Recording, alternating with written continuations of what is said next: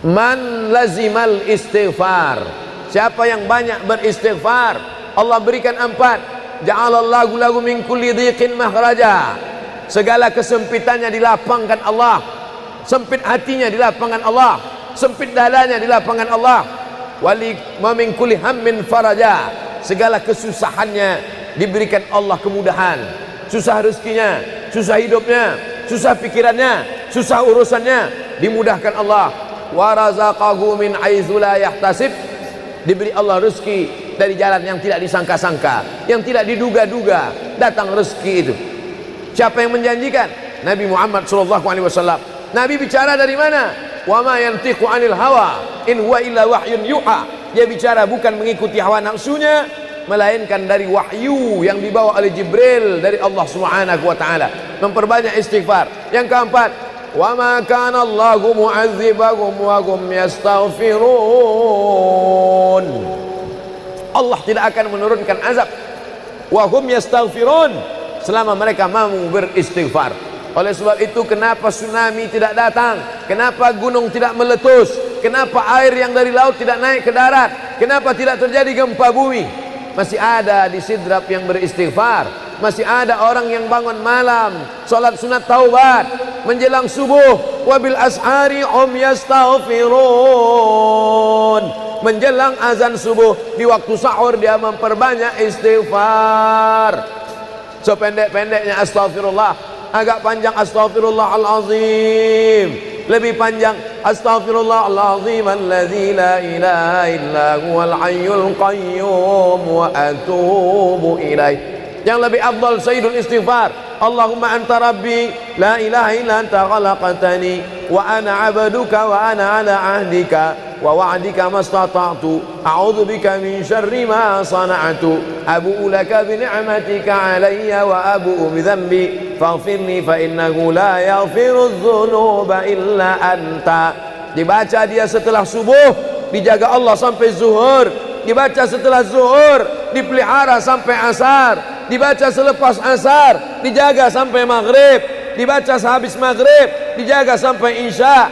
Dibaca habis isya, dijaga sampai subuh. Allahumma anta rabbi la ilaha illa anta khalaqtani wa ana 'abduka, aku hambamu, wa ana 'ala ahdika, aku dalam perjanjian denganmu, wa wa'dika, aku dalam MOU denganmu, mastata'tu, sesuai kemampuanmu. Abu ulaka bi ni'matika alayya, aku datang menghadapmu dengan nikmatmu, nikmat mata, nikmat telinga, nikmat otak, nikmat hati, nikmat buah pinggang, nikmat kaki, nikmat tangan. Wa abu bi dzambi, tapi justru aku datang membawa dosa. Aku datang membawa nikmat, tapi justru aku datang membawa dosa. Dosa telinga, dosa mata, dosa lidah, dosa hati. Mestinya aku datang membawa nikmat, datang membawa pahala.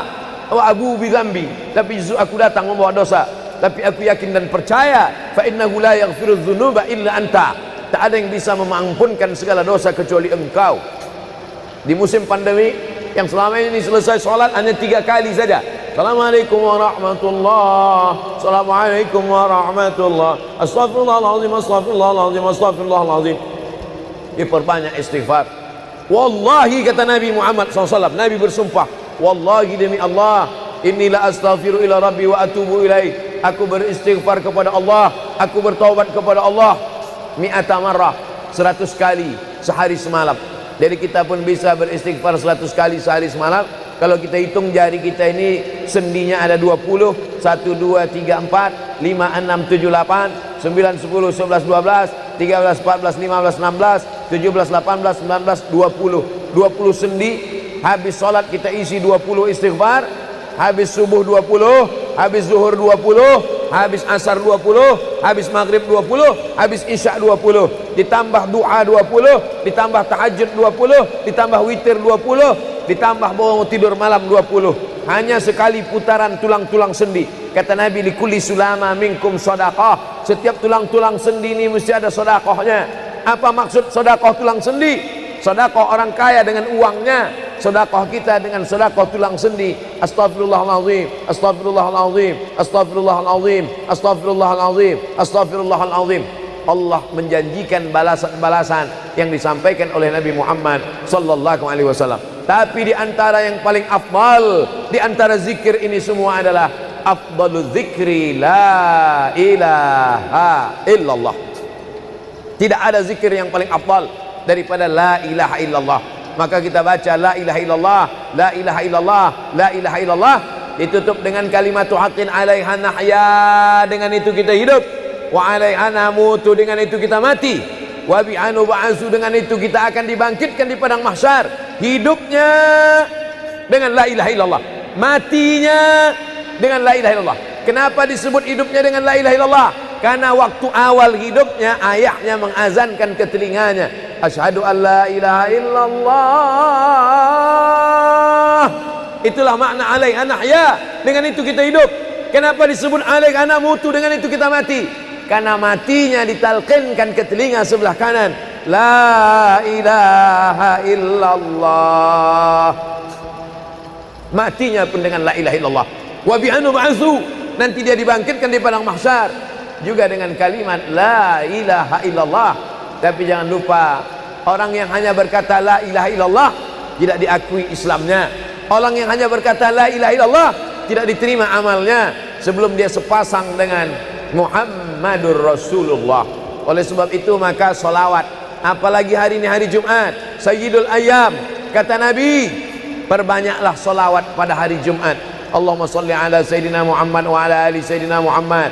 Allahumma salli ala Sayyidina Muhammad wa ala ali Sayyidina Muhammad. Allahumma salli ala Sayyidina Muhammad wa ala ali Sayyidina Muhammad. Khusus pada hari Jumat. Hari yang lain kita berselawat, tapi pada hari Jumat maka kita perbanyak solawat, solawat, solawat, solawat. Inna salatakum ma'rudatun alayya. Solawat kamu dari rumah kamu, dari tempat kamu bersolawat. Solawat orang sidrap dibawa ke Masjid Nabawi. Salawat orang sidrap dibawa ke makam Nabi. Allahumma salli ala Sayyidina Muhammad dari Masjid Agung Sidrap dibawa ke Masjid Nabawi di kota Al-Madinah Al-Munawwarah. Lalu kemudian sahabat bertanya, kaifa salatuna ma'rudatun alaika wa qad arimta? Bagaimana salawat kami dibawa ke makammu padahal engkau sudah mati, meninggal dunia? Bukankah orang yang mati itu tidak hidup? Bukankah orang mati itu dimakan cacing tanah? Apa jawab Nabi? Innallaha harramal arda ajsadal anbiya. Allah mengharamkan tanah memakan jasad para nabi. Jadi sahabat Nabi itu rasional. Sahabat Nabi itu berpikir. Sahabat Nabi itu bukan hanya diam. Sahabat Nabi itu bukan hanya nerima saja. Sahabat Nabi itu bertanya, bagaimana mungkin salawat kami bisa dibawa ke makammu padahal kau sudah mati dimakan cacing tanah? Nabi menjawab, innallaha harramal arda ajsadal anbiya. Allah mengharamkan tanah memakan jasad para nabi. Hari Jumat, pagi Jumat, petang Jumat, malam Jumat, memperbanyak salawat lebih daripada hari biasanya. Allahumma salli ala Sayyidina Muhammad wa ala ali Sayyidina Muhammad. Membaca surat Al-Kahfi. Man qara'a surat Al-Kahfi yaumal jumu'ati. Siapa yang membaca surat Al-Kahfi hari Jumat, pagi Jumat, siang Jumat, sore Jumat, malam Jumat, adha'a lahu min nur. Allah berikan dia cahaya, pencerahan, terang pandangannya, terang matanya, terang pikirannya, terang hatinya. Kalau sudah gelap, kita suntuk. Makanya anak kecil tidak boleh mati lampu. Kalau ada anak kecil malam mati lampu, nafasnya bisa sesak. Kenapa sesak? Sempit dadanya. Itu maknanya kalau Allah kasih kita terang cahaya karena membaca surat Al-Kahfi hari Jumat. Tapi jangan sampai menyuruh orang baca surat Al-Kahfi, ternyata yang ceramah ini belum baca surat Al-Kahfi. Bacalah surat Al-Kahfi. Ustaz sudah baca? Oh, saya ngajak aja. Enggak. Sebelum ceramah saya baca dulu. Malam Jumat, tadi malam. Habis sholat tahajud, duduk, baca surat Yasin, baca surat Al-Kahfi. Supaya waktu menyampaikannya plong. Karena kalau kita hanya menyuruh saja tidak mengamalkannya, terasa di dalam hati. Bacalah surat Al-Kahfi. Pembohong. Oleh sebab itu saya mengajak, tapi saya sudah baca duluan. Man qara'a surat Yasin lailatal Jum'ah. Siapa yang membaca surat Yasin malam, tidak hanya malam Jumat. Man qara'a Yasin fi lailatin, tak ada disebut malam Jumat. Siapa yang baca surat Yasin pada suatu malam, malam Senin, malam Selasa, malam Rabu, malam Kamis, malam Ahad, malam Jumat, ghufira lahu, asbaha maghfuran lah. Waktu subuh dia sudah diampunkan Allah. Adapun surat Al-Kahfi tadi malam, malam Jumat, pagi Jumat, siang Jumat, sore Jumat, sampai nanti sebelum matahari tenggelam. Dan dari salat asar sampai matahari tenggelam, waktu mustajab untuk berdoa, didoakan segala kebaikan-kebaikan. Sayyidul Ayyam, induk dari segala hari. Berapa banyak orang amat sangat ingin hidup di hari ini, tapi meninggal kemarin sore. Berapa banyak amat sangat ingin hidup di bulan ini, tapi sudah didahului oleh ajal, janji kepada Allah Subhanahu wa taala. Jangan ada sedetik pun waktu yang sia-sia, yang kosong hampa, tanpa kita isi dengan amal kepada Allah Subhanahu wa taala. Man shalla alayya salatan, siapa yang bersolawat satu kali, sallallahu alaihi biha asyra, Allah balas 10 kebaikan. Huttan anhu asyara sayiat, ditutupi 10 kesalahan. Wa rufi'at lahu asyara darajat, dinaikkan 10 darajat tingkatan kemuliaan. Satu kali salawat 10 dosa diampunkan, 10 kebaikan pahala dituliskan, 10 derajat kemuliaan diangkat, dinaikkan di hadapan Allah Subhanahu wa taala. Oleh sebab itu maka hari ini kita perbanyak solawat, pertemuan solawat, berjumpa dengan orang bersolawat. Dan kita memang melakukan tradisi-tradisi itu. Ketika ada orang mau menikah bersolawat, anaknya akikah bersolawat, acara walimah bersolawat, khotib khutbah Jumat kalau tidak bersolawat batal Jumatnya. Orang yang sedang sholat kalau dia tidak bersolawat, menurut mazhab Syafi'i batal sholatnya. Orang yang berdoa kalau tidak bersolawat, doanya tergantung tidak dikabulkan Allah. Majlis kita kalau tidak ada selawat, maka majlis itu berubah menjadi majlis antanajifah, majlis mangkai, majlis busuk, majlis berbau. Oleh sebab itu tidak ada cara lain menolak ini semua adalah dengan cara bersolawat, solawat dan solawat. Itu poin yang ketiga.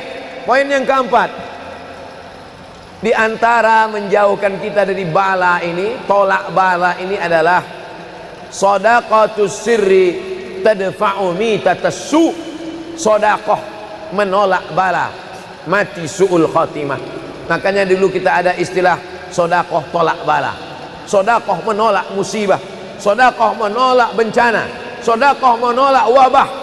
Oleh sebab itu maka yang selama ini biasa bersedekah kepada anak yatim, biasanya menyambut Ramadan, jangan lagi tunggu bulan Ramadan, datangi rumah anak yatim, makan mereka, sembako beras mereka, masukkan ke dalam karung 10 kilo, gula sekilo, minyak sekilo, susu saset, ikan sarden, masukkan, berikan.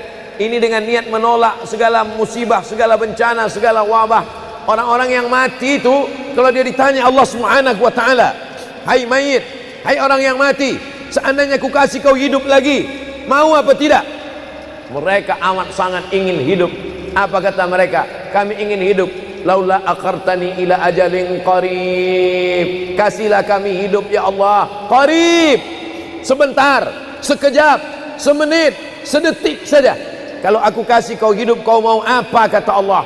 Mereka menjawab, dalam Al-Quran diceritakan, laula akhartani ila ajalin qarib, kalau kau kasih aku hidup walaupun sedetik saja, fa as-saddaqa, aku mau bersedekah ya Allah. Kenapa orang mati itu tidak berkata, kasih aku hidup sedetik saja, aku mau haji dan umrah? Tidak ada. Kasih aku sedetik saja, aku mau pergi berjihad? Tidak. Kasih aku sedetik saja, aku mau sholat sepanjang malam? Tidak. Mereka mengatakan, fa'as-saddaqa, aku mau bersedekah. Mengapa orang mati itu kalau dihidupkan mau bersedekah? Dijawab oleh para ulama, karena haji dan umrah balasannya nanti setelah hisab masuk surga. Al-hajjul mabrur, haji yang mabrur, laisa lahu jaza illal jannah, balasannya surga.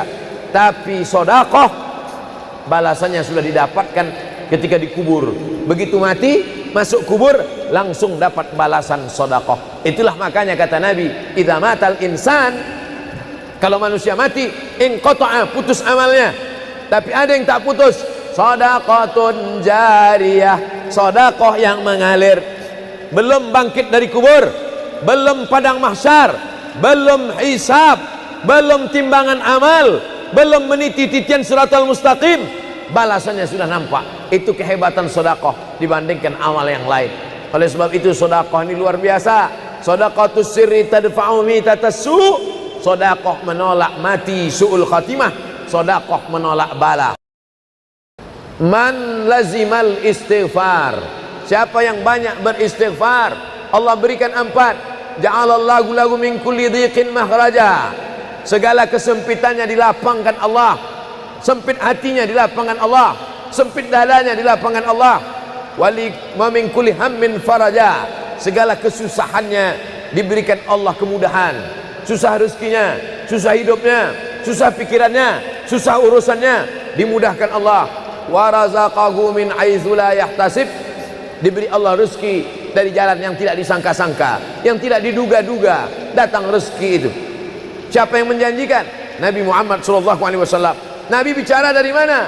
Wa ma yantiqu 'anil hawa in huwa illa wahyun yuha, dia bicara bukan mengikuti hawa nafsunya, melainkan dari wahyu yang dibawa oleh Jibril dari Allah Subhanahu wa taala. Memperbanyak istighfar. Yang keempat, wa ma kana Allahu mu'adzibahum wa hum yastaghfirun, Allah tidak akan menurunkan azab wa hum yastaghfirun selama mereka mau beristighfar. Oleh sebab itu, kenapa tsunami tidak datang, kenapa gunung tidak meletus, kenapa air yang dari laut tidak naik ke darat, kenapa tidak terjadi gempa bumi? Masih ada di Sidrap yang beristighfar, masih ada orang yang bangun malam salat sunat taubat menjelang subuh, wabil ashari yastaghfirun, menjelang azan subuh di waktu sahur dia memperbanyak istighfar. Sependek-pendeknya astaghfirullah, agak panjang astaghfirullahalazim, lebih panjang astaghfirullahalazim alladzi la ilaha illa huwal hayyul qayyum wa atubu ilaih. Yang lebih afdal sayyidul istighfar, Allahumma anta rabbi la ilaha illa anta khalaqtani wa ana 'abduka wa ana 'ala 'ahdika wa wa'dika mastata'tu a'udzu bika min syarri ma sana'tu abu'u laka bi ni'matika 'alayya wa abu'u bi dhanbi faghfirli fa innahu la yaghfiru dzunuba illa anta. Dibaca dia setelah subuh, dijaga Allah sampai zuhur, dibaca setelah zuhur, dipelihara sampai asar, dibaca selepas asar, dijaga sampai maghrib, dibaca sehabis maghrib, dijaga sampai isya, dibaca habis isya, dijaga sampai subuh. Allahumma anta rabbi la ilaha illa anta khalaqtani wa ana 'abduka, aku hambamu, wa ana 'ala ahdika, aku dalam perjanjian denganmu, wa wa'dika, aku dalam MOU denganmu, mastata'tu, sesuai kemampuan. Abu ulaka bi ni'matika alayya, aku datang menghadapmu dengan nikmatmu, nikmat mata, nikmat telinga, nikmat otak, nikmat hati, nikmat buah pinggang, nikmat kaki, nikmat tangan. Wa abu bi dzambi, tapi justru aku datang membawa dosa. Aku datang membawa nikmat, tapi justru aku datang membawa dosa. Dosa telinga, dosa mata, dosa lidah, dosa hati. Mestinya aku datang membawa nikmat, datang membawa pahala. Wa abu bi dzambi, tapi justru aku datang membawa dosa. Tapi aku yakin dan percaya, fa innahu la yaghfiru dzunuba illa anta, tak ada yang bisa mengampunkan segala dosa kecuali engkau. Di musim pandemi yang selama ini selesai sholat hanya 3 kali saja. Assalamualaikum warahmatullahi, Assalamualaikum warahmatullahi, Astaghfirullahaladzim, Astaghfirullahaladzim, Astaghfirullahaladzim. Diperbanyak istighfar. Wallahi, kata Nabi Muhammad SAW, Nabi bersumpah, wallahi demi Allah, inilah astaghfiru ila rabbi wa atubu ilaih, aku beristighfar kepada Allah, aku bertaubat kepada Allah mi'ata marrah, 100 kali sehari semalam. Jadi kita pun bisa beristighfar 100 kali sehari semalam. Kalau kita hitung jari kita ini sendinya ada 20, 1, 2, 3, 4, 5, 6, 7, 8, 9, 10, 11, 12, 13, 14, 15, 16, 17, 18, 19, 20 sendi. Habis sholat kita isi 20 istighfar, habis subuh 20, habis zuhur 20, habis asar 20, habis maghrib 20, habis isya 20, ditambah doa 20, ditambah tahajud 20, ditambah witir 20, ditambah bangun tidur malam 20. Hanya sekali putaran tulang-tulang sendi. Kata Nabi, likulli sulama minkum sedekah, setiap tulang-tulang sendi ini mesti ada sedekahnya. Apa maksud sedekah tulang sendi? Sedekah orang kaya dengan uangnya, sedekah kita dengan sedekah tulang sendi. Astaghfirullahalazim, astaghfirullahalazim, astaghfirullahalazim, astaghfirullahalazim, astaghfirullahalazim. Allah menjanjikan balasan-balasan yang disampaikan oleh Nabi Muhammad sallallahu alaihi wasallam. Tapi di antara yang paling afdal di antara zikir ini semua adalah afdalu dzikri la ilaha illallah. Tidak ada zikir yang paling afdal daripada la ilaha illallah. Maka kita baca la ilaha illallah, la ilaha illallah, la ilaha illallah, ditutup dengan kalimatu haqqin 'alaiha nahya, dengan itu kita hidup, wa 'alaiha namutu, dengan itu kita mati, wa bi'anu ba'su, dengan itu kita akan dibangkitkan di padang mahsyar. Hidupnya dengan la ilaha illallah, matinya dengan la ilaha illallah. Kenapa disebut hidupnya dengan la ilaha illallah? Karena waktu awal hidupnya ayahnya mengazankan ke telinganya, asyhadu an la ilaha illallah. Itulah makna alaiha nahya, dengan itu kita hidup. Kenapa disebut alaiha namutu, dengan itu kita mati? Karena matinya ditalqinkan ke telinga sebelah kanan, la ilaha illallah. Matinya pun dengan la ilaha illallah. Wa bi'anu ba'su, nanti dia dibangkitkan di padang mahsyar juga dengan kalimat la ilaha illallah. Tapi jangan lupa, orang yang hanya berkata la ilaha illallah tidak diakui Islamnya. Orang yang hanya berkata la ilaha illallah tidak diterima amalnya sebelum dia sepasang dengan Muhammadur Rasulullah. Oleh sebab itu maka solawat, apalagi hari ini hari Jumat, Sayyidul Ayyam, kata Nabi, perbanyaklah solawat pada hari Jumat. Allahumma salli ala Sayyidina Muhammad wa ala ali Sayyidina Muhammad. Allahumma salli ala Sayyidina Muhammad wa ala ali Sayyidina Muhammad. Allahumma salli ala Sayyidina Muhammad wa ala ali Sayyidina Muhammad.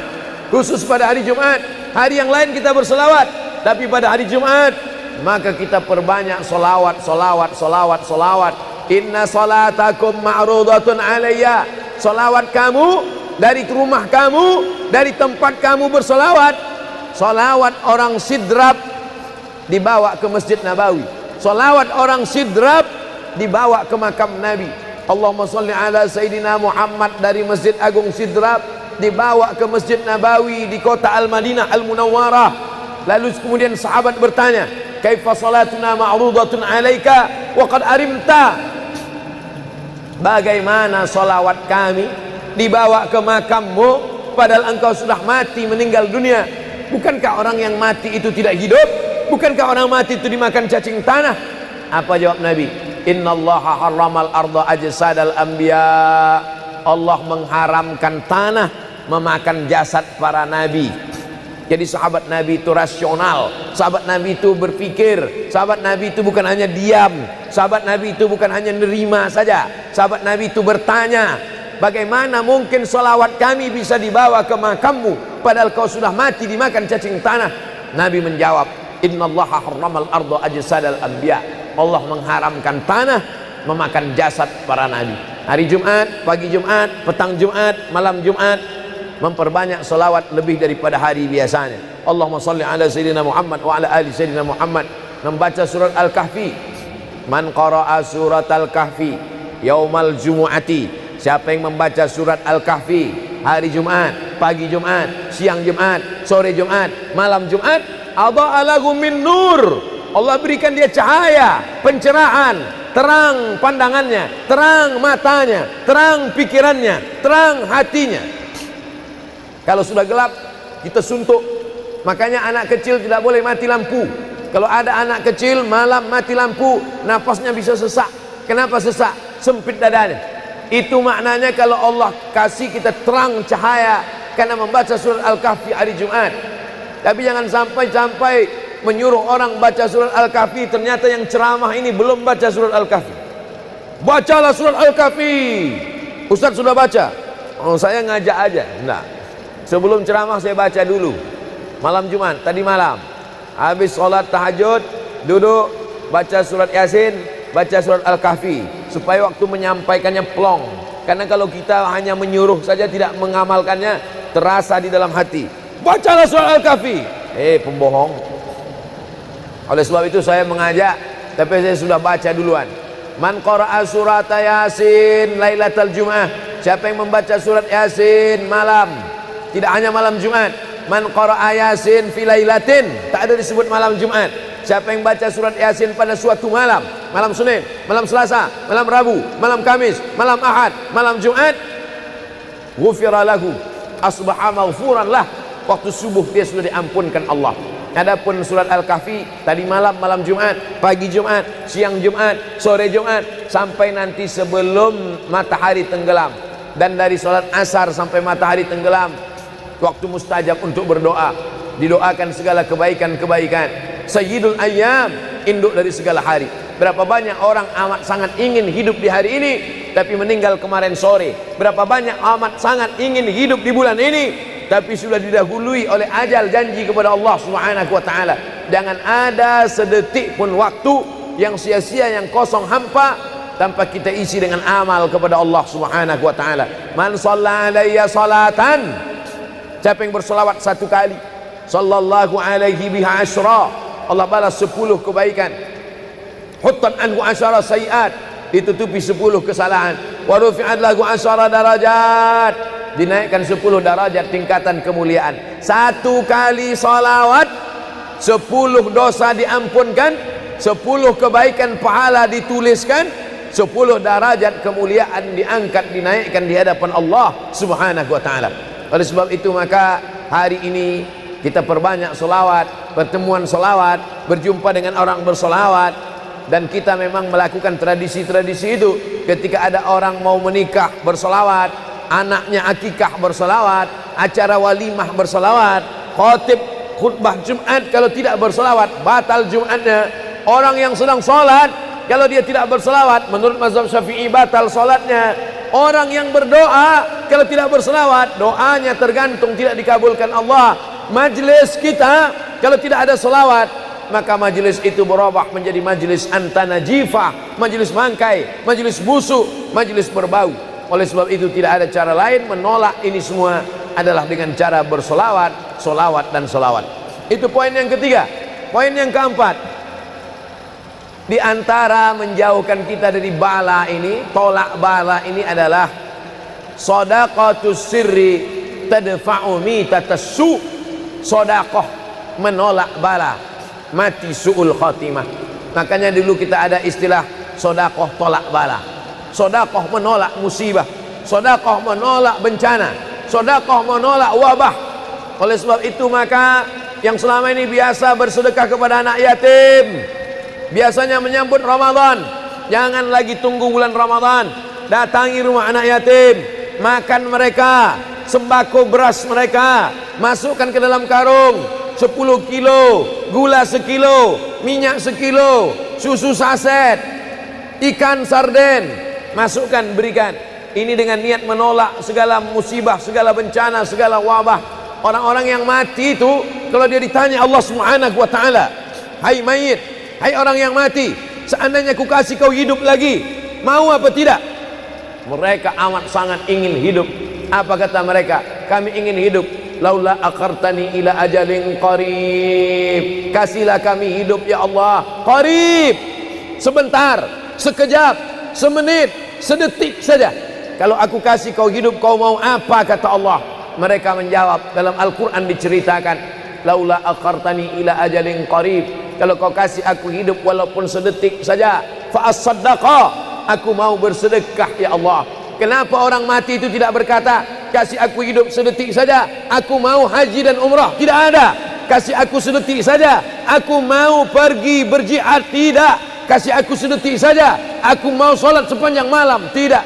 Mereka mengatakan, fa'as-saddaqa, aku mau bersedekah. Mengapa orang mati itu kalau dihidupkan mau bersedekah?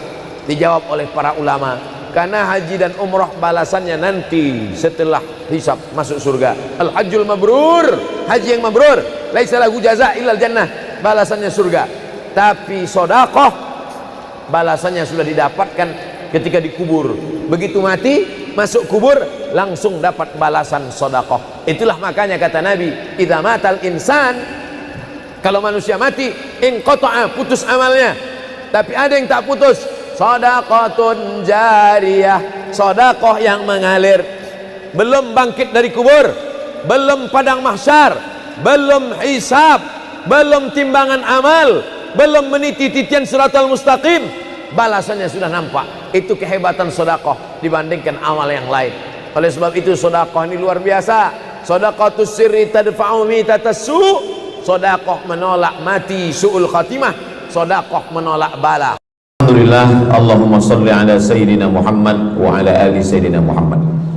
Kullu amrin zibalin, semua amal yang baik, walam yubda' bihamdillah, kalau tidak diawali dengan alhamdulillah, pujian kepada Allah, fahuwa aqta', maka amal itu putus. Makna putus, putus sampai di dunia saja, tak boleh dibawa sebagai bekal menghadap Allah. Maka kita ingin amal kita malam ini tidak putus, maka kita awali dengan alhamdulillahi rabbil alamin. Setiap majelis kalau tidak disebut namanya, maka majelis itu antanajifah, majelis yang busuk, majelis bau, majelis bangkai. Maka kita sebut namanya, Allahumma salli ala Sayyidina Muhammad wa ala ali Sayyidina Muhammad. Laisa minna, bukan golongan kami, kata Nabi SAW. Man lam yarham saghirana, sesiapa yang tidak sayang kepada budak anak kecil, walam ya'rif syarafa kabirina, tidak hormat kepada orang tua, maka dia tidak diperakui sebagai umat Nabi Muhammad SAW. Semua anak-anak muda-muda, belia-belia yang saya sayangi, para alim ulama, tuan-tuan guru, datuk-datuk, datin-datin, semua yang berhadir ini insyaallah dimuliakan Allah Subhanahu wa taala. Amin ya rabbal alamin. Tajuk kita malam ini 8 keutamaan orang yang bersedekah menurut Al-Qur'an dan sunnah Nabi Muhammad sallallahu alaihi wasallam. Keutamaan yang pertama, kalau orang mati itu ditanya, apakah kamu mau hidup lagi? Maka orang mati itu menjawab, tapi belum ada orang yang mati hidup lagi. Macam mana kita boleh tahu dia menjawab? Sebab diceritakan Allah dalam Al-Quran. Apa kata mereka? A'udzubillahi minasyaitonirrajim. Laula akhartani ila ajalin qarib, kalaulah kami yang sudah mati ini diberi masa lagi, ajal masa, qarib pendek, sikit, kejap. Kalaulah kami boleh dibagi masa hidup lagi walaupun sikit, walaupun kejap, apa yang ingin mereka lakukan? Fa as-saddaqa, kami ingin bersodaqah. Mereka tak ada kata, kalaulah kami boleh hidup lagi, kami ingin jihad, tak ada. Kalau boleh hidup lagi, kami ingin pergi haji, tak ada. Mereka katakan, fa as-saddaqa, kami ingin bersodaqah. Kenapa sodaqah? Kenapa bukan perang? Maka ulama membagi jawaban. Karena kalau haji itu balasannya nanti di surga. Wal hajjul mabrur laisa lahu jazaa'un illal jannah. Haji mabrur balasannya surga nanti selepas hari kiamat. Tapi kalau sedekah, balasan pahalanya diperolehi ketika di alam kubur. Itulah kenapa orang-orang yang mati itu ingin kalau hidup lagi, fa as-sadaqah, mereka ingin bersedekah. Sedekah, hampir semua kata-kata dalam bahasa Arab itu asalnya 3 huruf. Sadaqah. Sadaqah artinya benar. Sadaqallahul azim, maha benar Allah. Sadaqah artinya benar. Kalau memang benar betul iman kita, mana buktinya? Buktinya adalah dengan bersedekah. Itulah kenapa sedekah itu disebut dengan sedekah, tanda iman itu benar. Karena untuk menggerakkan lidah bercakap sangat mudah. Apa kata pepatah orang Melayu? Lidah tak bertulang, mudah saja menggerakkan. Asyhadu an la ilaha illallah wa asyhadu anna Muhammadar Rasulullah. Kalau memang benar betul cakap, mana buktinya? Buktinya adalah sedekah.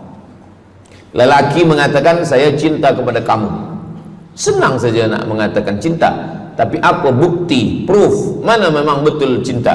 Maka dia mesti bagikan sedekah. Kalau yang tadi itu sedekah, kalau ini namanya sadaq. Sadaq artinya mahar. Mahar pernikahan lelaki dengan perempuan, aku nikahkan engkau dengan anak saya dengan memberikan cincin emas dan gelang rantai tunai. Itulah dia sadaq, tanda bukti cinta dia kepada seorang perempuan. Sadaqah, benar. As-sidqu, sidik, benar. As-siddiq, orang yang benar. Maka disebut dia dengan Abu Bakar Siddiq, karena dia benar memberikan emas sebesar batu waktu dibawa pergi hijrah bersama Nabi Muhammad SAW. Maka dia disebut dengan Siddiq karena dia benar imannya dengan memberikan sedekah. Tapi ada makna siddiq yang lain. Ketika yang lain mendustakan Nabi, tak percaya kepada Isra Mi'raj, dialah orang yang percaya, maka disebut dia dengan Siddiq. Siddiq dari kata sadaq, benar, karena iman dia yang benar. Mana bukti, proof bahwa iman dia benar? Dia bersedekah, membagikan emasnya sebesar batu.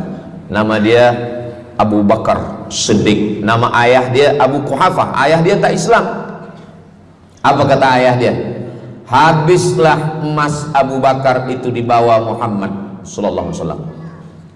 Anak Abu Bakar itu namanya Asma. Asma, mana emas ayah kamu? Dah habis dibawa Muhammad. Dia benci betul dengan Nabi Muhammad. Datang Asma, dia ambil batu, dia masukkan ke dalam kain. Kata Asma, emas ayah tu masih ada dalam kain, Datuk. Lalu Abu Quhafah memegang. Abu Quhafah ni buta, dia tak nampak. Oh ya, masih ada lagi. Rupanya emas itu sudah dibawa hijrah bersama Rasulullah sallallahu alaihi wasallam.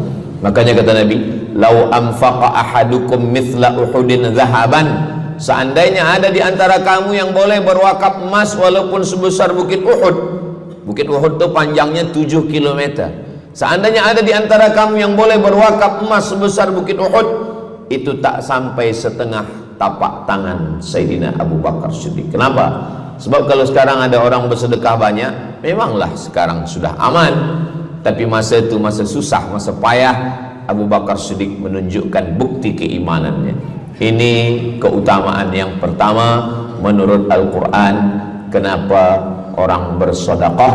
Karena orang-orang mati, kalau dia boleh bagi tambah umur hidup lagi, mereka berkata, fa'as-saddaqa, kami ingin bersedekah. Itu yang pertama.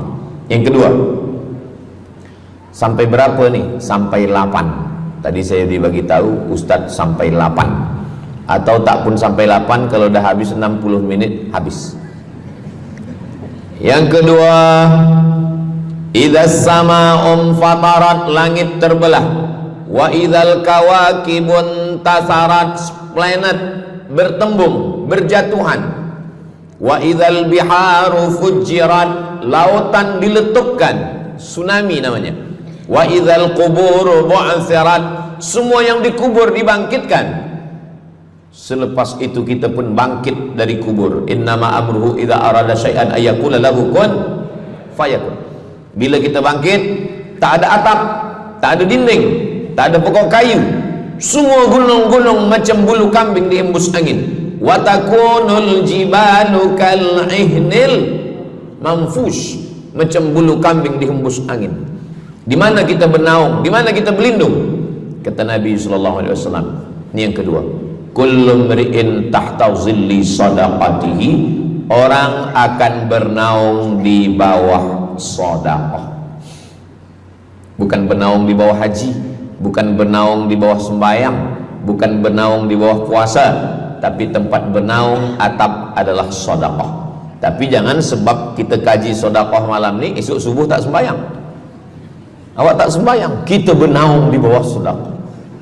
Betul, memang bernaung di bawah sedekah, tapi tiangnya sembahyang. As-salatu imaduddin, sembahyang, salat itu adalah tiang daripada agama.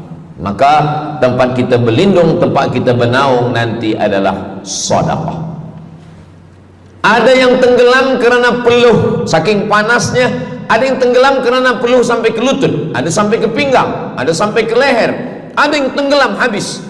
Tapi ada orang yang merasa sejuk, selesa. Kenapa? Kullu mri'in tahta zilli sadaqatihi, orang akan bernaung di bawah sedekah. Orang-orang yang membina masjid,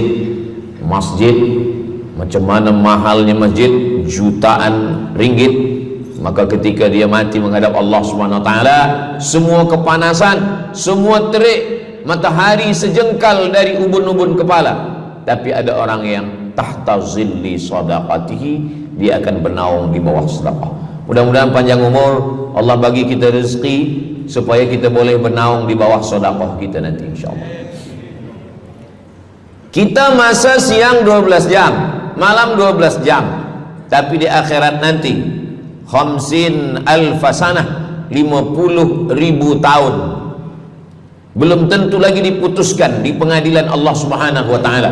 Datang orang menghadap Nabi Adam, wahai Adam, kami sudah kepanasan, kami tak tahan di padang mahsyar ini. Kata Nabi Adam, saya malu menghadap Allah. Dulu kata Allah, la taqraba hadhihi syajarah, jangan dekati pokok kuldi, fatakuna minaz zalimin, nanti engkau jadi orang zalim. Fa azallahuma syaitan, tapi digoda syaitan.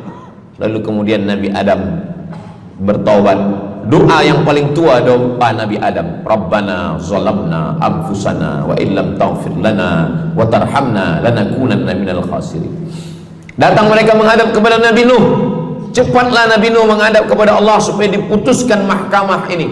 Kata Nabi Nuh, saya malu menghadap Allah. Anak saya Kan'an, masa saya panggil, ya bunayya, wahai anak saya Kan'an, irkam ma'ana, ayo mari naik ke atas perahu sampan ayah. Apa kata Kan'an? Sa'awi ila jabali ya'simuni minal ma, saya naik sampan, saya naik ke atas bukit, saya akan selamat. Rupa-rupanya hujan 40 hari 40 malam, tenggelam. Kita belum lagi 40 hari 40 malam, baru 2 hari buaya dah naik ke jalan. Macam mana 40 hari 40 malam? Maka saat itu, saat anaknya Kan'an akan tenggelam, apa kata Nabi Nuh? Ya Rabbi, ya Allah, inna bni min ahli, itu anakku ya Allah.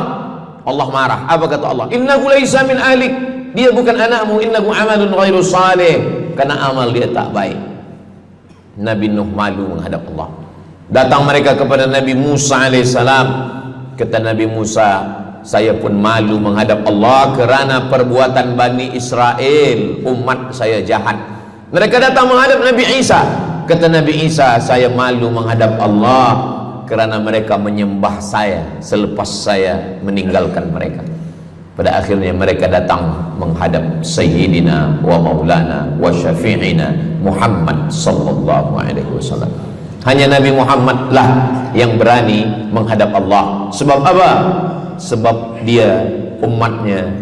Maka walaupun kita umat yang paling kecil, umur paling pendek, badan paling tidak bertenaga, tapi kita adalah umat yang pertama nanti yang akan diputuskan perkara, dan kita adalah umat yang pertama akan masuk ke dalam surga Allah Subhanahu wa ta'ala. Maka banyak mereka yang ingin menjadi umat Nabi Muhammad. Bahkan Nabi Musa pun ingin menjadi umat Nabi Muhammad sallallahu alaihi wasallam. Masa Umar bin Khattab datang membawa lembaran-lembaran Taurat, Nabi berkata, apa itu wahai Musa? Taurat. Nabi Muhammad SAW memanggil, mari Taurat. Lalu Nabi Muhammad mengkoyak. Apa kata Nabi?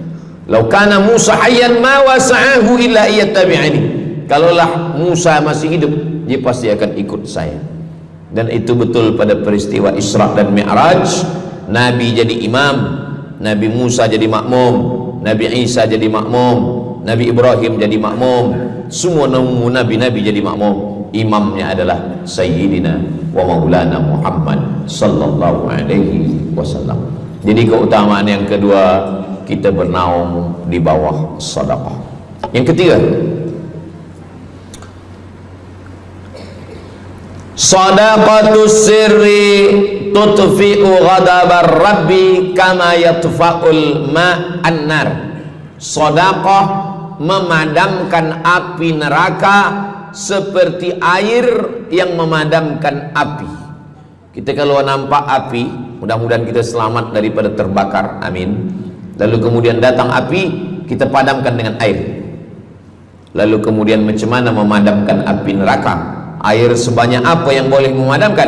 Maka kata Nabi SAW, keutamaan yang ketiga adalah sadaqatus sirri tutfi'u ghadabar rabbi, sedekah memadamkan api neraka.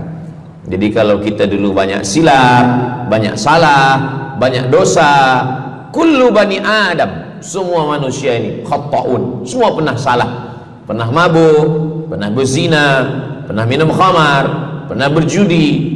Kalaupun dia tidak buat dosa yang zahir, pernah hasad, pernah dengki, busuk hati. Maka ketika itu macam mana memadamkan murka Allah dengan istighfar, memadamkan dengan sembahyang, solat, sunat, taubat? Ada satu cara lagi. Dengan cara apa? Memadamkannya dengan sedekah. Tudfi'u ghadabar rabbi, memadamkan murka marah Allah subhanahu wa ta'ala, padam dengan sedekah. Tapi tentu saja sedekah yang ikhlas kerana Allah subhanahu wa ta'ala. Datang seorang yang sudah banyak dosa menghadap Nabi, menghadap pendeta Yahudi. Wahai pendeta Yahudi, saya ini banyak salah, banyak dosa. Saya sudah membunuh 99 orang. Apakah mungkin Tuhan mengampunkan dosa saya? Kata pendeta Yahudi, Tuhan tidak mengampuni dosa kamu kerana kamu sudah membunuh. Dia cabut pisau dia. Kalau begitu kamulah yang ke-100. Dia dah bunuh 99. Itu maka saya takut juga kalau datang orang, Ustaz Samad, apakah Allah mengampuni dosa saya? Apa dosa kamu? Membunuh orang. Ayo Allah ampunkan dosa. Faqtulu anfusakum, bunuhlah diri kamu. Surat Al-Baqarah. Bunuhlah diri kamu. Fataba alaikum, Allah menerima taubat kamu dengan membunuh diri. Sebab Bani Israel minta ampun kepada Allah bukan dengan istighfar, minta ampun kepada Allah bukan dengan sembahyang taubat. Bani Israel kalau dia minta ampun kepada Allah dulu zaman Nabi Musa, dia ambil pedang, dia ambil parang panjang, dia cari orang yang sama-sama berdosa. Saya ada dosa, saya cari tuan-tuan yang ada dosa. Tuan ada dosa? Ada. Kita nak bertaubat? Ya, ayo kita. Nanti kita sama-sama cincang. Nanti tuan cincang saya cincang tuan. Kita sama-sama mati, baru Allah ampunkan dosa. Faqtulu anfusakum, bunuhlah diri kamu. Fataba alaikum, Allah menerima taubat kamu. Tapi syariat Nabi Muhammad sallallahu alaihi wasallam, ma min muslimin yuznibu dzamban, kalau ada yang silap khilaf salah, summa yatatahhar, mandi taubat. Apalagi kita di Bandar Seri Begawan, bila tadi pesawat terbang nak landing turun, nampak cantik laut keliling. Jadi siapa nak mandi taubat, pergi ke laut. Kalau sampai ke tengah laut, bukan cuma dosa hilang, orangnya hilang sekali. Aku mandi taubat, saya mandi taubat. Selepas mandi taubat, tak boleh mandi taubat, wudu. Tak boleh wudu, tayamum. Selepas itu sembahyang sunat taubat, usolli sunnatat taubat raka'ataini lillahi ta'ala. Dosanya perlu sebut, jangan sebut. Ada seorang lelaki, maaf, nafsu dia tinggi.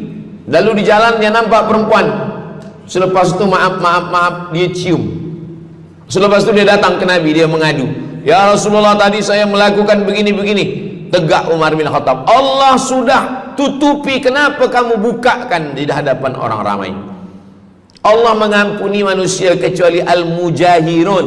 Al-mujahirun menampakkan dosanya dan bangga dengan dosanya. Ini orang akhir zaman ini sekarang banyak mujahirun. Dia mabuk, dia live streaming. Hai guys, dah mabuk ke malam ni? Ini al-mujahirun. Maka ulil amri mesti ambil hukum. Tapi orang yang pernah berdosa, pernah silap, pernah salah, jangan cerita lagi, tutup. Suami-suami kalau bertobat kepada Allah, mengadu kepada Allah, cukup. Jangan cerita ke istri. Allah menerima, istri tak terima. Jadi taubat cukup kepada Allah Subhanahu wa taala, mengadu dah. Bangkit tahajud malam minta kepada Allah. Jangan suara kuat-kuat. Cukup. Sebab tidak semua kejujuran boleh diterima orang lain. Tak semua perempuan boleh menerima kejujuran. Sakit hati dia. Allah Subhanahu wa taala Maha Pengampun. Selepas itu kemudian wa asbi'is sayyi'atal hasanata, dosa-dosa silap khilaf masa lalu bagaimana menutupinya? Hasanata, perbuatan baik. sembahyang baik, sholat baik, tapi ada yang paling baik. Apa dia? Shadaqatus sirri, memperbanyak sedekah, sedekah, sedekah, memadamkan murka Allah seperti api dipadamkan oleh air. Marah itu adalah kobaran dari api neraka. Bila kita sedang marah, itu adalah api neraka lahab. Lahab itu artinya berkobar. Lahab pakai ba, lahab. Sebab saya pernah juga lalu di satu jalan, ada rumah makan, restoran Abu Lahab, pakai P, lahab, mungkin lahab, makan lahab. Allah Subhanahu wa taala memadamkan murkanya. Inna rahmati sabaqat ghadabi, rahmatku lebih cepat daripada murkaku. Memang Allah marah, tapi ketika dia berbagi kepada orang lain, dia tutupi dosanya di masa yang lalu. Syarat taubat 3. Yang pertama, an-nadamu fil qalbi, menyesal dalam hati. Yang kedua, al-iqraru bil lisani, nyatakan dengan lisan, astaghfirullahalazim. Yang ketiga, al-itmaru alla ya'uda ilaihi abadan, tekad saya tidak akan buat lagi sampai mati. Namanya taubat nasuha. Nasuha, 3 huruf. Nasoha artinya menyaring madu. Datang orang memanjat pokok kayu, dia ambil parang panjang, dia potong sarang lebah jatuh ke bawah, disaring dengan kain tipis, lalu kemudian tersangkut di atas kain. Lilinnya tersangkut, lebahnya tersangkut, anak lebah tersangkut, rantingnya tersangkut, dahannya tersangkut, maka keluarlah madu. Itu bahasa Arabnya namanya nasuha. Apa makna nasuha? Menyaring dosa-dosa sehingga yang tinggal hanya amal soleh, yang sampah-sampah tersangkut. Sekarang susah nak minum madu yang asli, banyak palsu. Macam mana Ustaz, saya ni suka spesial minum madu, apa tanda madu ni asli? Bawa pulang ke rumah, kalau istri marah itu asli.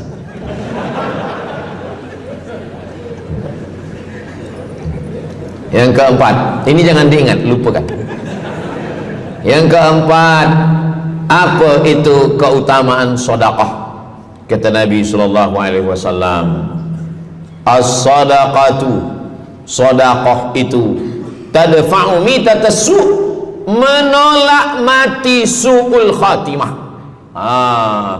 Tak ada guna amal elok baik kalau mati dalam keadaan su'ul khatimah. Kita selalu berdoa, Allahumma khtim lana bihusnil khatimah. Maka cara untuk menolak mati su'ul khatimah ini adalah dengan cara sedekah. Banyak orang mati husnul khatimah, bukan ulama, meninggal di dalam Masjidil Haram sedang pakai ihram, selepas tawaf di belakang makam Ibrahim ketika sedang sujud terakhir. Itulah mati yang paling indah. Dalam wudhu sedang sembahyang, di sujud terakhir dalam tanah haram, dalam Masjidil Haram, di belakang makam Ibrahim. Meninggal, dibawa jenazah balik. Orang datang bertanya kepada ibunya, dia masih pemuda belia, apakah dia ulama? Dia bukan ulama. Kenapa dia mulia betul? Apakah dia pernah perang ke Palestina? Tidak. 2-3 hari selepas itu datang satu perempuan membawa budak kecil. Kamu siapa? Kami adalah orang yang tiap bulan dapat kiriman beras, minyak dan makanan dari pemuda ini. Saya maaf, seorang janda, ini anak-anak saya, dan dia selalu bagikan uang dia untuk makan kan. Jadi nanti kalau ada orang meninggal, tiba-tiba selepas itu datang janda membawa anak, itu tanda husnul khatimah. Sebab dia belum nikah, dia masih lajang.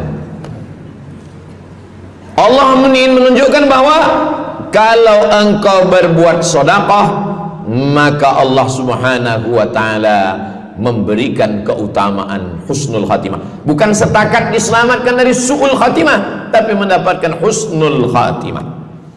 Ada seorang dari Maghribi, dari Maroko, Mesir, Libya, Tunisia, Algeria, Maghribi. Orang Maghribi ini bermimpi. Dalam mimpinya dia berjumpa dengan Nabi Muhammad SAW. Kata Nabi, engkau pergi ke Saudi Arabia, cari di kampung ini, nanti engkau jumpai seorang pemuda, sampaikan salamku kepada dia, katakan dia penghuni surga.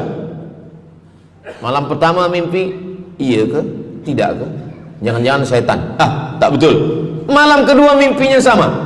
Engkau pergi ke Saudi Arabia, datangi kampung ini, jumpai seorang pemuda namanya si fulan, bagi tahu ke dia, salamku untuk dia, sampaikan kepada dia bahwa dia penghuni surga. Nah, 2 kali. Ini udah agak kuat. Tunggu 3 kali, sampai 3 malam mimpinya sama. Akhirnya orang Maghrib ini terbang dari Casablanca sampai ke Jeddah. Dari Jeddah dia cari kampung yang disebut dalam mimpi. Sampai itu dia cari pemuda. Adakah di kampung ini seorang pemuda namanya si fulan? Betul. Dia tengok, biasa saja. Bukan ulama, bukan macam Musa Abdul Somad. Tak mungkin mimpi salah 3 kali betul-betul. Lalu disampaikan kepada dia, fulan, saya 3 malam bermimpi Rasul SAW menyampaikan salam kepada engkau. Assalamualaikum. Kata Nabi, engkau adalah penghuni surga. Dia pun terkejut. Saya bukan ulama, saya orang biasa. Apa amal kamu? Sembahyang saya biasa saja, puasa sunat saya biasa saja. Hanya saja saya tak pernah menyimpan hasad dendam, dan saya selalu membagikan uang kepada fakir miskin, anak yatim dan du'afa. Selepas mendapatkan itu dia pun menangis, dia pun bersedih karena dia merasa dia tak layak dicintai, karena dia merasa banyak silap, banyak salah. Rupanya rahmat Allah itu turun bukan kepada orang yang alim tapi sombong, bukan kepada orang yang kaya tapi takbur, tapi kepada orang yang hatinya hancur berkeping karena takut kepada Allah Subhanahu wa ta'ala. Selepas itu dia pun meninggal dalam keadaan husnul khatimah setelah mendapatkan janji dari Rasulullah sallallahu alaihi wasallam. Apa maknanya? Bahwa kalau kita tak boleh sembahyang sampai tegak lutut bengkak, kalau kita tak tergolong orang yang rajin puasa sunat berhari-hari, kalau kita bukan orang yang kuat berjihad fisabilillah, maka carilah satu pintu. Pintu itu bernama babus sedekah. Karena banyak yang sudah melaluinya dan mereka dimuliakan Allah, diselamatkan daripada su'ul khatimah. Yang ke berapa? Kelima. Saya sebetulnya ingat, saya nak cuba aja. Kalau jamaah masih ingat, itu maknanya mereka masih konsen lagi, masih sedar. Kalau dah terserah Ustaz lah nama berapa, kami pun dah nak balik ke dalam. Yang kelima, dawu mardakum bis sadaqah. Yang kelima, dawu mardakum bis sadaqah. Obati orang yang sakit di antara kamu dengan sedekah. Datang seorang lelaki yang lututnya bernanah menemui Imam Abdurrahman ibnu Mahdi. Wahai Imam Abdurrahman bin Mahdi, lutut saya ni bernanah tak sihat-sihat.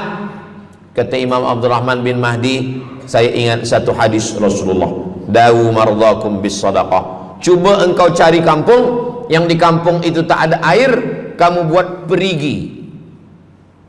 Perigi, di kampung saya namanya perigi.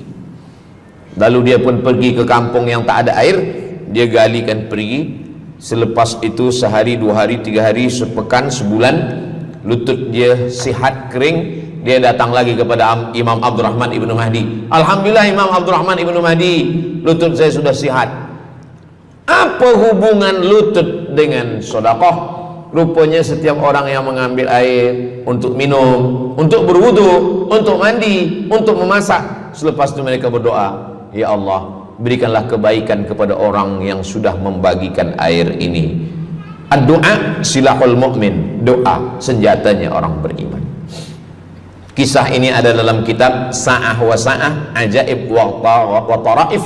Semua ada saatnya. Beberapa kisah-kisah yang ajaib diceritakan oleh Syekh Abu Amr Al-Misri dalam judul buku Sa'ah wa Sa'ah Gharaib wa Taraib. Sudah diterjemahkan ke dalam bahasa Melayu, judulnya Semua Ada Saatnya. Nama penerjemahnya Abdul Somad. Boleh dicari di google.com. Semua ada saat. Lalu kemudian saya sampaikan hadis ini di masjid. Dawu mardakum bis sadaqah. Obatilah orang yang sakit di antara kamu dengan sedekah. Selepas itu saya turun dari masjid, saya pergi ke kereta, di parking, datang seorang jamaah. Memang yang Ustaz sampaikan tadi betul. Kata saya, memang betul. Takkan saya sampaikan tak betul? Apa maksud awak? Betul. Istri saya kena sakit kista sebesar duit di dalam, maaf, rahim dia. Kata doktor, ini mesti diambil, kalau tidak dia makin besar makin besar. Tapi kalau diambil, dicabut, operate, nanti akan, maaf cakap, tercabut rahim sekali. Dan kalau rahim tercabut, maka nanti tidak boleh mengandung.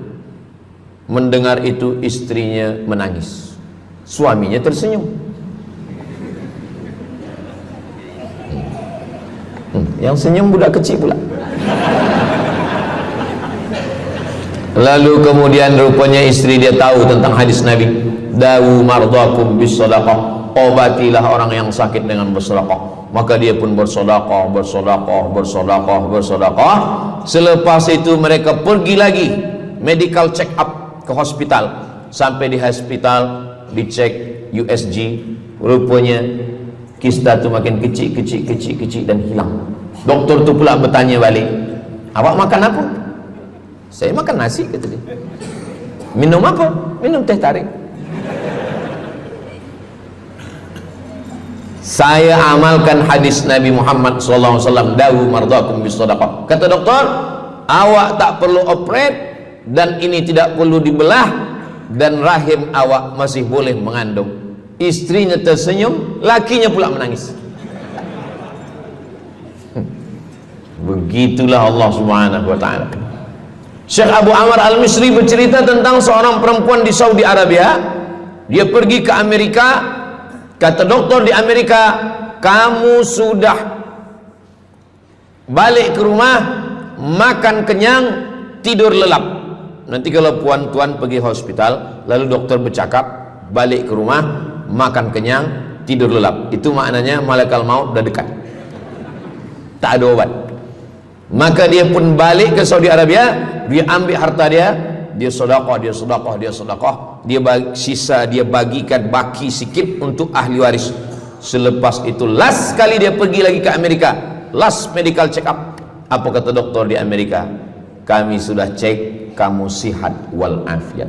Banyak sekali orang-orang yang diberikan Allah Subhanahu wa taala keutamaan dengan sedekah, mukjizat bahwa Nabi SAW sudah meninggal dunia, tapi mukjizatnya masih ada sampai akhir zaman ini. Di antaranya adalah dawu mardakum bis sadaqah, obatilah orang yang sakit di antara kamu dengan bersedekah. Yang ketujuh, yatsba'ul mayyita salasun, yang mengiringi mayat orang mati ke liang lahat ada tiga. Yang pertama mal, bahasa Arabnya mal, orang kita menyebut mall, harta. Yang mengiringi manusia ke liang lahat, yang pertama maluhu, harta. Yang kedua ahluhu, istri, anak, menantu, kawan, jiran, sahabat. Yarji'usnani, yang dua ni balik ke rumah, anak balik, istri balik, kereta balik, semua balik. Wa yabqa wahidun, yang kekal hanya satu. Apa dia? Yang kekal hanya satu, itulah dia sedekatuhu. Sedekahlah yang kekal. Itulah kenapa orang-orang meninggal dunia. Kita di atas dunia ini, kata Nabi, baina sittin wa sab'in. Kita hidup di atas dunia ini antara sittin, 60, sab'in, 70. 60, 70, 60, 70. Kalau umur 30, ada berjumpa jamaah umur 30 yang dia soal, dah berbini ke? Nabi ni belum. Oh. Awak dah menikah? Belum. Apa belum nikah lagi? Kejap lagi Ramadan. Takkan jaga subuh? Macam mana nak sembahyang? Macam mana nak sahur? 30. Bila 40, soalan sudah berubah.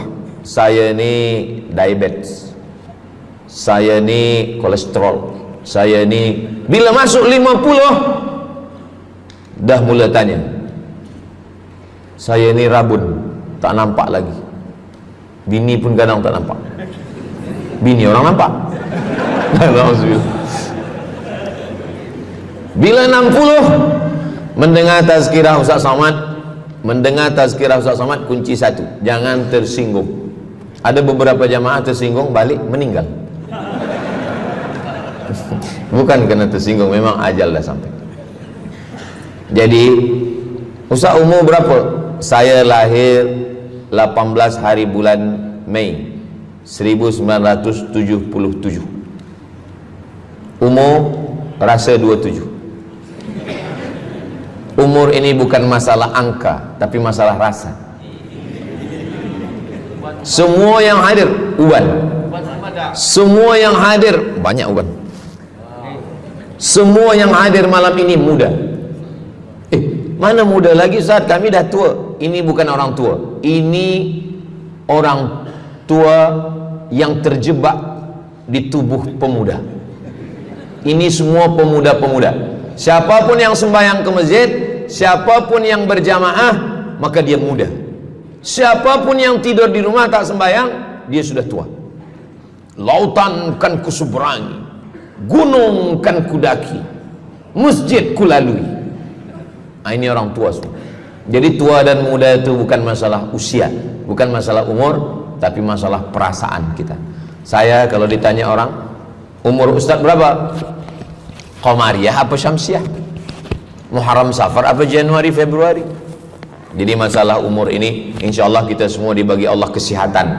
Amin ya rabbal alamin. Yang sakit-sakit diangkat Allah penyakitnya. Amin. Jadi kata Nabi sallallahu alaihi wasallam, semuanya tinggal, wa yabqa wahidun, yang tinggal hanya satu, wa amaluhu, di antara amal adalah sedekah. Itu yang ketujuh. Nabi meninggal umur 63 tahun. Abu Bakar Siddiq 63 tahun.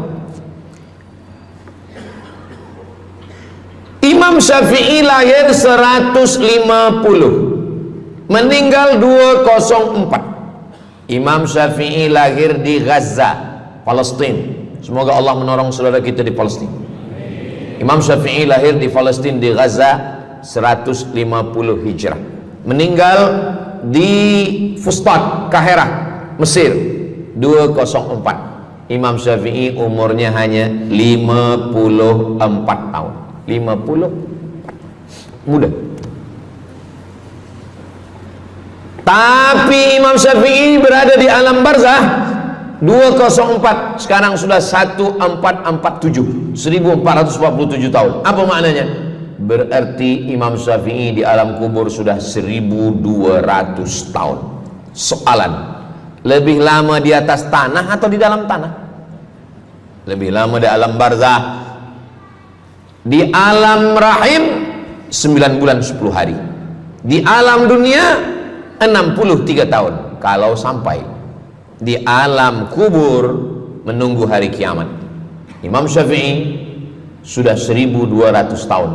Tapi setiap detik, setiap menit, setiap jam, dari maghribi sampai ke Nusantara, semua orang menyebut nama Syafi'i, Syafi'i, Syafi'i, Syafi'i. Setiap kampung ada nama orang Syafi'i, setiap kawasan ada nama orang Syafi'i. Begitulah mulianya Imam Syafi'i. Kita, seandainya kita mati, berapa lama lagi kita di alam barzah? Dulu ada yang mengatakan kiamat 2012, rupanya tak jadi. Kan ada filmnya, kiamat 2012, Steven Spielberg. Tak jadi. Yas'alunaka 'anis sa'ati ayyana mursaha. Mereka bertanya kepadamu tentang hari kiamat. Qul, katakan, la ya'lamuha illa, yang tahu hanya Allah Subhanahu wa ta'ala. Pikirkan, kalau kita mati, apa yang akan mengalir? Rumah kita dijual anak kita, dibagi-bagi kepada ahli waris. Kereta kita dijual semuanya. Tapi orang yang membina masjid di Brunei Darussalam, masjid dah cantik-cantik, besar-besar, elok-elok. Tadi kami cerita tentang Muslim yang ada di Kamboja, yang ada di Vietnam, yang ada di Myanmar, kesusahan, kepayahan, yang ada di Palestin. Itu kalau kita tolong, mengalir sampai hari kiamat. Kita fikirkan apa yang akan mengalir selepas kita mati menghadap Allah Subhanahu wa ta'ala. Di antara yang pasti mengalir, anak belum tentu. Waktu kita hidup dia soleh, selepas kita mati dia stres. Na'udzubillah. Mudah-mudahan anak-anak kita semua anak-anak yang soleh-soleh. Tapi yang pasti adalah sedekah. Maka kita siapkan sedekah menolong agama Allah Subhanahu wa ta'ala. Yang ke-8, kata Nabi sallallahu alaihi wasallam, idza matal insan, hadisnya ada dalam Sahih Muslim. Idza matal insan, ada orang yang membaca hadis ini idza mata ibnu Adam. Idza mata ibnu Adam itu terjemah, bukan bunyi teks. Bunyi teksnya idza matal insan, kalau manusia mati, inqata'a, putus. Tapi banyak yang salah faham tentang hadis nih. Kamu malam ini tak ada buat kenduri orang mati, tak ada baca doa, tak ada baca yasin, tak ada baca tahlil. Idza matal ibnu Adam, kalau manusia sudah mati, putus. Jangan kirim-kirim doa lagi. Banyaklah soalan ke saya, Ustaz Abdul Somad, ya, macam mana kalau orang sudah mati tak ada anak, lalu siapa yang mendoakan dia? Kata saya, yang mendoakan dia saya. Allahumma ighfir lahu warhamhu wa'afihi wa'fu anhu. Siapa yang akan bacakan Al-Fatihah untuk dia? Saya akan bacakan Al-Fatihah. Saya tengok muka dia macam ragu, dia tak percaya Fatihah ini sampai. Siapa yang tak percaya Fatihah sampai, saya tak marah, sebab ni masalah yang gaib. Siapa yang tak percaya Yasin itu sampai, siapa yang tak percaya Fatihah itu sampai, saya tak marah. Bagi saja nama semua lengkap dengan bin. Nanti bila mati saya kirim. Bila tak sampai, cepat-cepat bagi tahu. Idza matal insan, kalau manusia mati, inqata'a amaluhu, yang putus tu amal dia, amal yang mati itu. Misal ini ada orang mati, namanya Abdul Somad. Ketika saya sebut nama lain tersinggung pula. Ada orang mati namanya Abdul Somad. Idza matal insan, kalau Abdul Somad ni mati, inqata'a amaluhu, maka yang putus tu amal dia, amal Abdul Somad ni yang putus. Amal orang Brunei untuk Abdul Somad putus atau tak putus? Tidak putus. Datang berita, mereka tengok di Instagram Abdul Somad, Ustadz Abdul Somad Official. Bagi yang belum follow, cepat follow. Dapat berita Ustadz Somad sudah meninggal. Orang Bandar Seri Begawan, semua orang Brunei mengirimkan Al-Fatihah, mereka sholat gaib. Sampai apa tak sampai? Sampai. Jadi mana yang putus itu apa maknanya? Amal dia putus, amal orang mati ini putus, amal orang hidup kepada yang mati tak putus. Saya bilang sekali lagi, yang putus itu amal orang mati. Amal orang mati putus. Apa maksud amal orang mati putus? Kepada muslimin muslimat, sila datang ke masjid yang akan membagi tazkirah almarhum Abdul Somad. Itu mana putus, mana boleh tazkirah lagi. Orang mati itu amalnya putus, tapi amal orang hidup untuk orang mati tidak putus. Kalau memang putus, kenapa ada amalnya yang tak putus? Ada amal dia yang tak putus. Ini Abdul Somad mati dia, amal dia semuanya putus, tapi ada amal dia yang tak putus. Pertama, shadaqatun jariyah. Sedekah itu kan amal dia, tak putus. Sedekah dia bina masjid dia, sedekah dia tahfiz Quran. Budak-budak tahfiz Quran itu menghafal Quran, jadi tuan guru, punya murid, punya pondok, maka tak putus. Amal dia tapi tak putus. Yang kedua, ilmun yuntafa'u bih, mengajar dia, diamalkan orang, tak putus. Waladun solihun, anak soleh. Anak soleh itu maksudnya, anak soleh itu kan amal dia. Nah, itu yang banyak orang yang tak paham. Macam mana amal soleh, macam mana amal soleh itu amal kita? Macam mana anak soleh itu amal kita? Kalau istri, mohon maaf, kalau istri awak cuma awak tengok saja, apakah mungkin dia hamil? Nah, itu dah payah betul dah menjelaskan. Maknanya anak kita itu amal kita. Maka kalau kita mati, dia tetap mengalir. Bukan berarti doa orang lain tak sampai. Ini banyak orang salah faham. Selepas orang meninggal, tak usah baca doa lagi, tak usah Allah maafir lahu lagi, tak usah baca Yasin lagi, tak sampai. Maksud putus itu amal orang mati itu putus. Kalaulah putus amal orang hidup kepada orang mati, tak ada salat jenazah. Nanti kalau ada orang mengatakan tak usah baca doa, kita udah putus semua, nanti bila dia mati jangan sembayangkan. Sebab sembayang jenazah itu kan amal orang hidup untuk orang mati.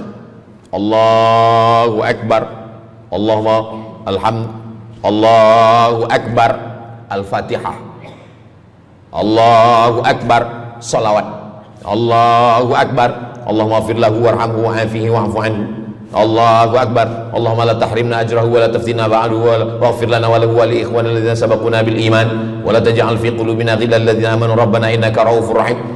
Empat itu sampai, Al-Fatihah sampai, doa sampai, Al-Fatihah sampai, solawat sampai, doa takbir 3 sampai, doa takbir 4 pun sampai. Itu maknanya amal orang hidup sampai, tapi amal orang mati putus. Apakah orang mati itu tetap beramal?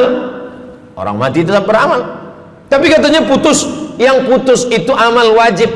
Sholat wajib, tak wajib lagi. Puasa wajib, tak wajib lagi. Adapun amal yang tak wajib, makanya kalau ada suami yang tak mau amal wajib, suruhlah dia mati. Mana dalil ustadz bahwa orang mati tetap beramal? Waktu Nabi Muhammad SAW Isra Mi'raj, Nabi Isra Mi'raj, Nabi tengok Nabi Musa sholat di dalam kuburnya, padahal Nabi Musa sudah meninggal. Itu menunjukkan orang meninggal pun beribadah, tapi ibadah dia tidak wajib lagi. Waktu sampai di Masjidil Aqsa, Nabi Ibrahim sholat, Nabi Musa sholat, Nabi-Nabi sholat, padahal mereka sudah meninggal dunia. Itu menunjukkan bahwa orang mati beribadah, tapi ibadahnya tidak wajib. Yang kita wajib ini hanya dari akil baligh sampai kita mati. Siapa yang wajib sembahyang? Akil baligh. Siapa yang wajib puasa? Akil baligh. Siapa yang wajib haji? Akil baligh mampu. Ada orang akil, ada orang baligh tapi tak akil. Umur 15 tahun, 20 tahun, 30 tahun, baligh, umurnya sampai, tapi tak akil, tak ada akal. Rufi'al qalam, kertas, pena. Pena dia terangkat, tak mencatat. Ada 3 orang yang penanya tak mencatat. Yang pertama, anis sobi hatta yahtalim, budak kecil sampai dia mimpi akil balik. Yang kedua, anin naim hatta yastayqiz, orang tidur sampai dia terjaga. Yang pertama, budak kecil sampai akil balik. Maka kalau nak nakal waktu kecil itulah. Menyesal saya Ustaz, waktu kecil dulu baik-baik. Yang kedua, anin naim hatta yastayqiz, orang tidur sampai dia jaga tidur. Makanya kalau nak buat dosa waktu tidur. Ada seorang suami tidur, selepas itu dia terjaga, dia katakan ke istri dia, Adinda, buah hati belayan jiwa, siang dan malam terbayang-bayang, makan tak kenyang, tidur tak lelap. Abang bermimpi malam tadi. Mimpi apa? Mimpi berbini lagi. Kata istri dia, engkau tidur lagi, mimpi lagi, ceraikan dia. Macam mana nak tidur lagi? Begitulah. Tapi perempuan ini tak ada di Brunei, di kampung saya. Sini baik-baik. Orang tidur dia tidak boleh dihukum, sebab mimpi kita tak boleh buat-buat. Anil naim hatta yastayqis, orang tidur sampai dia jaga tidur. Anil majnun hatta yafiq, orang gila sampai sehat. Orang gila tak diambil hukum, tak wajib sembahyang, tak wajib puasa. Itu maka kadang isteri kalau ada lelaki tak sembahyang, abang ni gila ke? Kata, aku tergila-gila dengan kamu sayang. Jadi siapa yang wajib? Macam mana dengan orang yang pikun, hilang ingatan? Hilang ingatan bila dari mula zuhur azan sampai waktu asar habis, ingatan dia hilang, maka dia tak wajib sembahyang. Tapi bila dia ingat sekejap, dia wajib lagi. Itu pula masalahnya Ustaz. Laki saya ni hilang ingatan waktu sembahyang je. Lepas tu ingat balik berakal. Kata orang kalau sudah tua kita mengalami namanya demensia. Manusia demensia, amnesia. Amnesia tak ingat apa-apa, semua lupa. Tu maka kita bila nak pergi ke mana-mana guna helmet, sebab bila kepala ni terantuk lupa. Ada kawan saya, dia hafaz Quran 30 juz, ceramah tazkirah ke mana-mana, bawa kereta jatuh. Kata dia banyak ayat-ayat yang hilang, maka aku kalau sembahyang ayat pendek-pendek. Kata saya, bang, di kampung saya dulu kalau ada radio yang dah tua yang rosak, itu biasa kita pukul mau elok balik. Cuba antukkan sekali lagi, kata saya. Kata dia, aku takut kalau aku antukkan Fatihah ni pula hilang. Maka Islam ini datang menjaga 5. Pertama, menjaga akal. Tak boleh minum khamar, tak boleh guna khamar, narkotik. Menjaga diri, tak boleh bunuh diri. Menjaga kehormatan, tak boleh menghina orang. Menjaga agama, tak boleh membawa aliran sesat, ateis, tak percaya, kekafiran. Menjaga harta, tak boleh ada mencuri, tak boleh ada dusta, tak boleh ada akad bohong, tak boleh ada tipu, tak boleh ada gharar, tak boleh ada zulm, tak boleh ada ghish. Man ghasyana falaysa minna, siapa yang menipu kami maka dia bukan golongan kami. Jadi berdasarkan 8 keutamaan ini, kalau ingat 8-8-nya alhamdulillah. Tak ingat 8, ingat 7, ingat 6, ingat 5, ingat 4, ingat 3, ingat 2, ingat 1. Satu pun tak ingat, innalillah. Tapi insyaAllah kita boleh ingat semua. Sebab apa? Sebab tazkirah malam ini direkodkan. Nanti boleh ditonton ulang di channel Ustaz Abdul Somad Official. Jangan lupa subscribe, like, share, and comment. Jamaah yang dimuliakan Allah Subhanahu Wa Taala, tadi saya mula pukul 8.15, sekarang sudah pukul 8.10. Jadi saya di mana-mana tazkirah memanglah 60 menit, 600 ml. Tapi rupanya botolnya kecil je. Jadi sebenarnya setengah jam pun cukup. Jadi dari 8 tadi itu semua membagi kita semangat.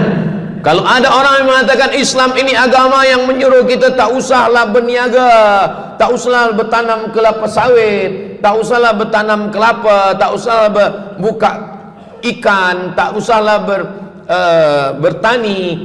Sesungguhnya Islam ini agama yang menyuruh kita berusaha.